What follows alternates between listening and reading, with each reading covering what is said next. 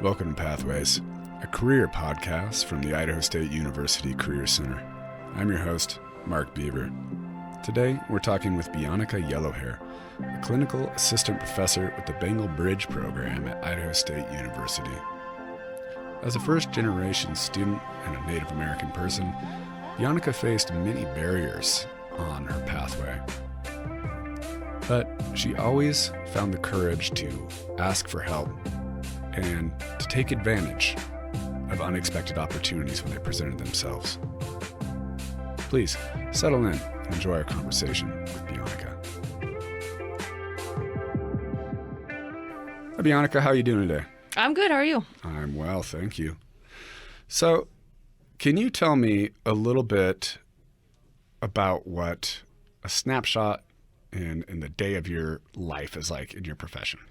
Yeah, so my job actually encompasses a lot of responsibilities, tasks, duties. So it's not really kind of a straightforward, there's a job title, these are the things that you do, right? But my job is all about instructing academic skills courses. So I teach courses like the first year transition, the college learning strategies course. I teach a couple of gen ed courses during the year as well. So right now I'm teaching the information literacy and inquiry class. And then in the summer, I teach an education class for the Bengal Bridge program. So my job is about teaching, but also doing some mentoring of our new incoming students. So helping them get FAFSA done, financial aid, registration for classes, just everything they need to have ready before the semester starts in the summer. Nice. So the first year transitions program is really much more than just some of those kind of first year seminar classes. It's really kind of an all-encompassing kind of advising, tutoring, all these things kind of built in. Right? Mm-hmm. Yeah, we have the tutoring program within our office as well, the honors program. But yeah, we do a lot with our students in terms of just helping them be successful college students. And yeah, advising. We do a little bit of advising with our students as well throughout the year. Right. So a little bit different than like a typical professor's role on this campus. Right. They might do some advising with their students that are assigned to them, but those instructors, those professors don't have a lot of experience with like financial aid and scholarships and setting up for housing and meal plans, all those things that we do during the Bengal Bridge program. But yeah, there's a lot more that we do, a lot of different jobs that we do that others might do on campus, and we do it with our new incoming students. Right. You kind of keep it all in-house for that cohort coming in. Right. Because a lot of times students, when they first come in, they're really unsure who to talk to, who to go to, where to go to ask these questions. They're even unsure of the kinds of questions to ask. Yeah. Like about the FAFSA. Students will get confused about the FAFSA application and getting funding from the FAFSA, and it comes from ISU. We look at the FAFSA application, we review it, we look at all that information, then we award you. It's the school that awards you. So sometimes students get really confused about like who to talk to and where they should go, and we try to take out all those middlemen, I guess, you want to say. Yeah, breaking down barriers. Yes. Along the way. So they have all that in one person. They can ask all those questions. Right. It's so important for students coming in. I mean, to be able to have someone to talk to a face that they know they can go into their office and it's a safe place to ask all these questions. I mean, it's really a key to kind of sticking around for a lot of these students. Right. I think one barrier to student success is that financial aid piece. It's so confusing and it's so time consuming, and absolutely that barrier being in place of not knowing who to go to, not knowing who to ask these questions about, whatever issues they're having problems with, not knowing who to go to. Yeah, that's kind of what we're there to do, is be that person. So then they don't have those barriers. They don't know who to talk to or who to help get them through or across those barriers. Right. And that's what's nice about kind of keeping it all in-house into that program. And they don't have to be searching all over campus to try to, knocking on doors, figure out who takes care of this part of this and who do I talk to about this. They kind of have a centralized office with some faces that they've known and met that they can go in and be like, well, here's this thing that came up. And you might be able to help them directly or point them in the right direction. Right, absolutely. And then hopefully transition them into taking our classes with us during that first year, the gen ed courses I was talking about. So then they still have those connections with us, even after we're done with all the other tasks they have to take care of before the semester starts. Yeah. I think research has shown that having those kind of connections with professors on campus is kind of an invaluable piece to retention for a lot of students as well. Yes, absolutely. Yeah. So I guess that kind of brings up another question for me. From a work aspect, like your day-to-day job, what do you love most about your job? What do you find most fulfilling? There are a couple of things. The one thing that I have found most fulfilling is the teaching component. I love teaching those first-year transition courses, my gen ed course, the information literacy and inquiry class. And it's something that through my just evolution of my career, I didn't think I would ever actually do, was teaching. That was something that I was introduced to much later on in my master's program.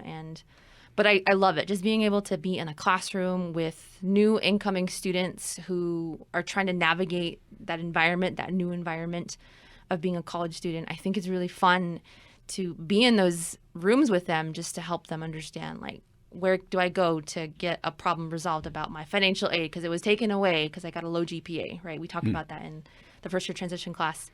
And just pointing them in the right direction. And so forming that relationship with them in the class is so important, like you said. So I really enjoy that piece of teaching, but also making those connections with the students, which is, my second thing was making sure that they have somebody on campus that they can talk to and go to if they have any questions about absolutely anything. Yeah, it's an amazing service for these students as well. Right. It's something that I didn't have when I was in college, which I really wish I did. And so that's why I really enjoy it, is I can sort of kind of give back and make their experiences a lot more better. Lot more. That's, I mean, with my job and all the aspects of what I do, one of the things that I often say over and over is whether or not these were available to me when I was a student, I didn't take advantage of them, but that's kind of why they're so exciting to me now. That's what like almost excites me about the job that I work in, is being able to tell students like, hey, do you know all this stuff is out there? I'm like, this is amazing.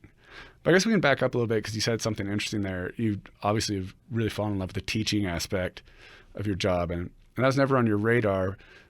And we can go back a little bit further. When you were a kid, what did you want to be when you grew up? When I was a kid, I think those jobs that pay a lot of money, and I think jobs that individuals, like, when you tell them you want to be this, they're just like, oh, that's amazing, like a doctor. I think one thing I wanted to do when I was a kid was to become a doctor. But that was something I ruled out when I was in my undergrad. I went to a community college, and when I got to the community college level, I decided I wanted to be a nurse, but decided that wasn't for me. But really, I think my motivation was to find something where I would be able to take care of myself. I think the motivation for that, becoming a doctor, was I come from a single parent household. And so my mom did a lot for us. I have two siblings, and so there were three of us in the house, and she was taking care of all three of us by herself. But that was my goal, was just to make sure to be able to take care of mom one day in the future, right? And so that was my one dream, was to become a doctor, something in the healthcare field that I knew would provide kind of that job security. Right. Yeah. So you said you then kind of shifted to nursing, but then you said that wasn't for you. How did you find out that wasn't for you? What was that point? Well, the one thing I did in my journey to where I'm at now is I was a CNA. I got a CNA certification when I was in high school, and then I started working at a nursing home for a little bit right before I started college, and just figured out through that experience that this is not for me. I think I need to do something else. I didn't know at the time what it was I wanted to do. But luckily, I had met a professor whose class I had taken. He teaches sociology classes at the community college, and I just really loved the subject, the content that he was discussing in sociology. I took, I think, every class he offered almost at the community college, and I just continued that major going into, because I transferred to a university, And I just continued with that major because of him, because he made, and that probably where my experience to teaching, he was just a great instructor. Yeah. And he made you so interested in the topics, and he was just so, the connections and forming those with students was really important to him. And that's something I remember him doing with me, was asking me questions in the class, asking me to participate, making sure that my voice was heard. That was really important and significant for me. Yeah. Yeah, no, that's huge for a lot of students. I actually had a somewhat similar experience with a sociology professor. I was actually a biology major starting out, and for a couple of reasons was not doing so well on that major, but took my like a sociology 101 course, and yeah, had a great instructor and was just kind of blown away at the content. And yeah, that kind of changed my course in undergrad as well. You went on to grad school. Did you go directly to grad school after that, or? No, I transferred to the University of Utah. So I was outside community college, got my associates there. And then I transferred and continued with that major of sociology. I added a criminology certificate at the time because I took some like deviant behavior courses in my community college from that professor, and just continued on and decided to do that certificate. And from there, I thought about working with like at-risk youth, and because of the topic, and the criminology certificate just lended really well to working with that population. And like with the nursing experience, working in a nursing home, I did complete an internship when I was in my undergrad at the University of Utah. Found out it wasn't for me, but when I was a student at the University of Utah, I met a mentor of mine who's still really important in my life, who asked me if I wanted to be an advisor at the University of Utah with the American Indian Resource Center. And I said yes. He took me on and let me advise. I had no experience at all. It was really intimidating, just being in a room with a student and knowing that you need to give them the correct and right information, because you could put them on the wrong path and they just end up extending their time unnecessarily. And so he had a lot of faith in me, just thinking about it now, and I'm so grateful. But yeah, that journey from sociology, thinking about working with at-risk students, at-risk youth, and then becoming an advisor was really important and helpful for me and where I am right now. Yeah. So how long did you do that before you decided on the next step, and what was the next step? Right. When I was at the University of Utah, I was there as an advisor. I started when I was still a student. So I did part-time advising, and then I graduated and I stayed in that position for about a year, I want to say. And my boss, mentor, he had actually graduated from Michigan State University, and he told me about the program that he was involved with, his PhD program. And in conversations with him and just, telling him what I didn't know what I wanted to do. But these are some of my things that really excite me, which included being on like college campuses. I really, really loved being on college campuses, and just the environment and being with professors, working with students. That was really a place I knew I wanted to be, but I had no idea what you could do on a college campus with a sociology degree, right? Sure. Besides maybe being a sociology professor, right, which means a PhD, which might seem a little daunting at the time. Right. But as a first generation student, as someone whose neither parents got a degree, you just don't know like what you can do with these degrees, these topics, these subjects that really interest you. So I really had nobody, because it was just my mom, who didn't go to college. My dad had passed away when I was really young. And luckily he was there, and he pointed me in the right direction, saying, "Do you like the advising?" I'm like, "Yeah, I do." And suggested that I try a program at Michigan State, Student Affairs Administration, which is sort of different. It would keep me on a college campus, which was really important. I really wanted to work on a college campus somewhere. And so he pointed me in that direction, and I ultimately went, lived there for 2 years in Lansing, Michigan, and got my degree in Student Affairs Administration, which was in the College of Education. And thank goodness for him, because I don't know what I would be doing now. Yeah. Because that's like a degree that who knows about student affairs administration? Who wants to go into that kind of degree, right, as a kid? Because you just don't know anything about that. If you're just joining us, we're talking with Bianica Yellowhair, clinical assistant professor with the Bengal Bridge program at Idaho State University. So you said something, very interesting there. I mean, and thank goodness you had that mentor with that guidance to kind of understand what your interests were and how to help you achieve those. But what was your understanding of that degree of a student affairs administration? You said student affairs administration? Yes. Degree? Yeah. Mm-hmm. What was your understanding of that degree and what you might be doing with it besides being able to stay on a college campus? I mean, before I had started the program, my understanding was training me to be an administrator on a college campus, right? Working in the student affairs office, working as an advisor, or working within an administrative role on campus. And because of the academic advisor piece, I kind of connected with that, right? I really wanted to potentially become an advisor, keep going with that career, because I've been doing it for a bit at center I worked at the University of Utah.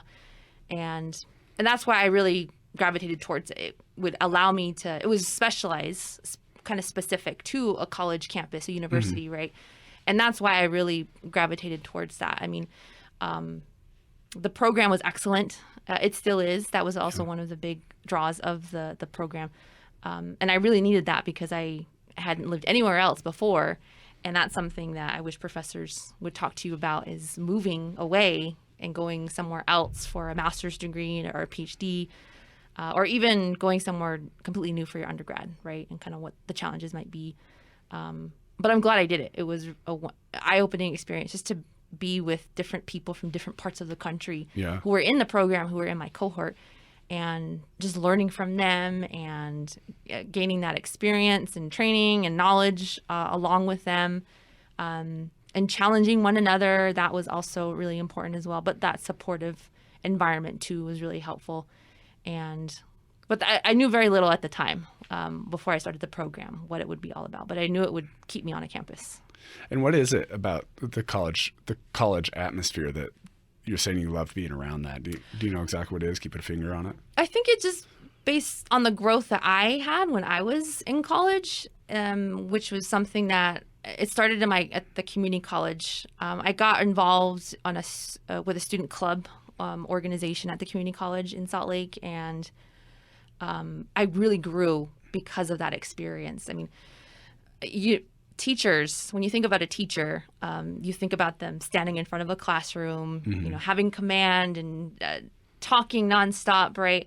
So they have to have some kind of confidence about themselves to be able to get up there, right? Sure. I was really shy and very introverted. I mean, I still am a bit, but that's something I had no idea I would go into, was teaching, because of how I was when I was in high school, going into college. But getting involved in that student organization, I took on some of those leadership positions.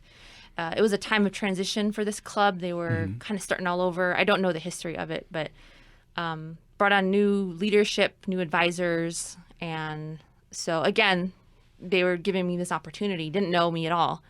The person who was president at the time and asked me to be like a VP or secretary, I can't remember the role. But because of that experience, the growth that I was able to have, and the faith they put in me, that was something that I really took seriously, was making sure, because we were starting over, making sure that this club grew into something great, that it was inclusive, that people felt comfortable, especially being a Native American person. I'm Navajo. The number of students that are represented on a college campus who identify with a Native American tribe are really super low, 1%, less than 1%. Yeah. And so I really wanted to make sure that the students who were on campus, the Native students, had a space where they could just feel supported and feel like they belonged. And that was the opportunity to do that. And so because I had such wonderful experiences with that club, and I got involved, and that really kind of shaped me to want to be a part of that in the future as a career, right? Becoming an advisor for a student club, becoming a teacher and helping students, like that sociology professor I told you about. Becoming that professor for students like me who are just starting out on a college campus. Yeah.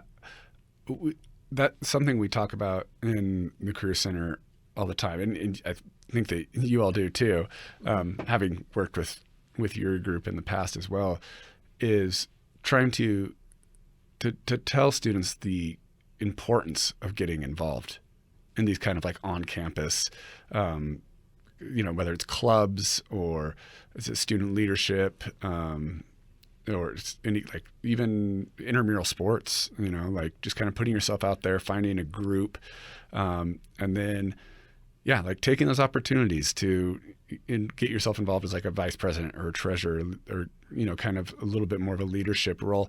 It's a really like fairly low stakes way to gain a lot of good experience, to get outside your comfort zone.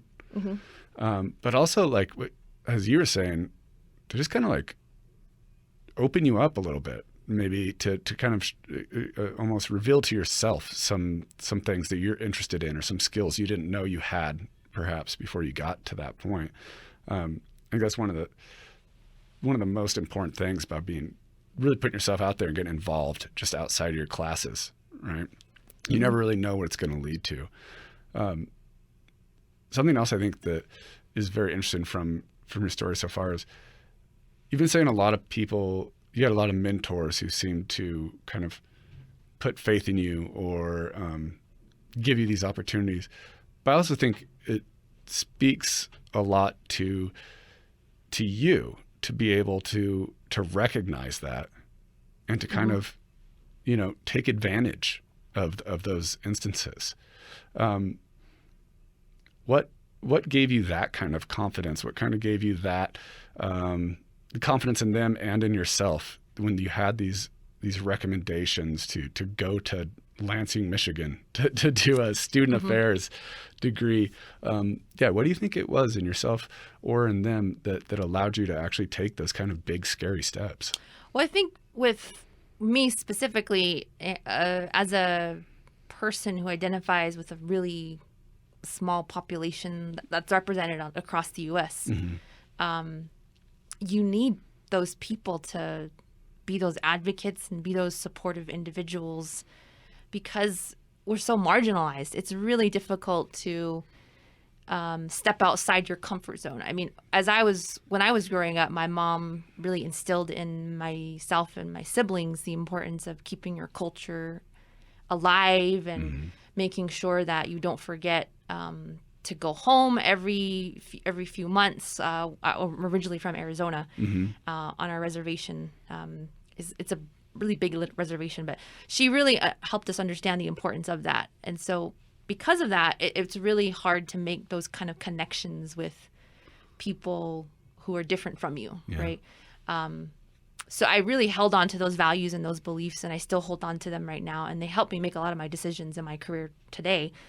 But because of that sort of isolation I kind of felt at the time, I didn't have those mentors and those people in my life who could really give me the advice, right? Give me the information that I needed to pick a good graduate program, right? Or to ask those really important questions when you are accepting a position for a job, right? Talking about salary, all those important questions. And so that was really important for me to find those individuals.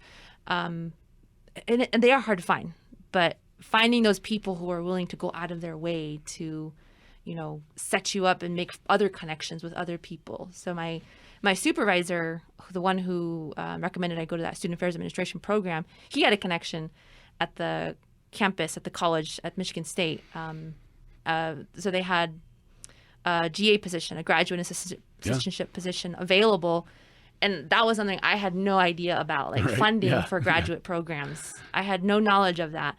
And he had told me about this friend. And so I contacted him and I did a visit to the campus before I had actually started the program, and offered me a graduate assistantship, which paid for my tuition in my program. But just those people, finding those people who are willing to ask you those questions and help you find those connections and help you understand what kinds of questions to ask. I mean, just finding those good people who are willing to help you, that's really important. Did you have to kind of seek those people out? And that's the tough part too, is and I don't know if this is probably just specific to me, but I think for students who identify from tribal communities, it is kind of hard to ask for help or seek out those people who might be able to answer your questions, right? And so no, I didn't really know how to go about that, right? Yeah. How do you ask someone to be your mentor? I think that was something I had no knowledge of, right? I have to actually ask a person, like, okay, what do I say in trying to find someone to be my mentor, right? Do you just go up to somebody? Will you be my mentor? Like, how do you go about that? So that was all unfamiliar territory for me. So luckily I had people who just kind of, saw that I needed some guidance, right? Really good people who would ask me these questions, want to know more about me. I think that's really important to find those people who want to know more about you, want to know kind of what your plans are, what kinds of things you want to do. If you have a major in mind, what kind of opportunities are available to you, who can give you that knowledge, right? And but that's hard as a person from my background. Like, how do you ask someone to be your mentor? Yeah. It's just a weird place to try to navigate. Right. And I mean, surely that's a problem for a lot of students to kind of, whether they're more on the introverted side of that extrovert-introvert spectrum, but also the added barriers of being a Native American person as well, like coming into these situations. So yeah, being able to do that takes a lot of guts. It takes a lot of courage to kind of like, even when someone does maybe recognize something in you, to walk towards that, right? Instead of kind of, shying away. It takes a lot of courage. Right. And one thing I also had struggled with was finding people who looked like me, who were in those positions that could give me that guidance, right? Yeah. So luckily I had my supervisor at the University of Utah who was Native American, originally from a tribe in Michigan, and I latched onto him as soon as he kind of showed up on the scene, because he started the position of director in between the time that I graduated and I was a student. As soon as he came on board, I was like asking him these questions because I felt comfortable, right? I felt comfortable talking to him because we had that connection. We're both Native American. And that's something that's also one of the reasons why I want to be or am an instructor right now, is being that person, a Native person that another Native student can connect with, right? Yeah. That's something I really wanted in my graduate programs. And I didn't really have. And I want to be that for some Native student out there, hopefully. Yeah. Yeah. Awesome. In wrapping up here, do you have any kind of last words of advice that you would give to students or career seekers? Yes, I would say try different and unexpected things in your undergrad, if you're starting out a new position. That's one thing that I took advantage of when I was a student, was taking on that leadership position in that club, but also when I became an advisor, a part-time advisor for that resource center at the University of Utah, they just asked me to sit up at the center, right? Because no one was using the space. We didn't have a director at the time. And I was like, okay, I'll do it. And then other questions were like, do you want to do a bit of advising? Yes, I will do that, right? So trying different things and unexpected things that you might not necessarily think might be for you, but just trying those things out to help you understand what it is you don't want to do or what you do want to do. In my graduate program, they have a teaching component where you can teach as a graduate student, teach a undergrad level course, and you can do that for a semester. And as soon as I saw that as an opportunity in my graduate program, I did it. I took advantage of it, and that was also one of the reasons why that led me to my journey of being here now as an instructor, was taking that opportunity to teach as a graduate student. So I would say try out different and unexpected things to find out what you're passionate about, but also to kind of weed out those things that you might not necessarily enjoy doing. So I was a CNA and decided I didn't want to do that very early on. Wanted to work with at-risk youth when I was doing my sociology degree. Found out that was something I didn't want to do. And I think sometimes students think that if they try something out and they don't like it, they take it as I'm a failure, right? This didn't work for me. Now what? Now what am I going to do, right? And I think it's just trying that those unexpected things, being a little bit brave, and just going and trying something different that can help you really understand what it is you want to do in the future. Awesome. Beautiful. Thanks for talking to us today, Bianca. Thank you. And that was our conversation with Bianica. I love hearing about the courage that a shy first-generation student like Bianica had every step of the way, not only to seek out mentors, but to be open to their advice and to take those big, scary leaps into the unknown. If you have any questions about your career pathway, please feel free to visit the ISU Career Center at isu.edu/career. You can also visit the Pathways podcast page for a full library of episodes at kisu.org/pathways. You can also catch us the first Wednesday of each month at 7:30 on KISU. From Pathways and the Idaho State Career Center, this is Mark Beaver, wishing you a fantastic rest of your day.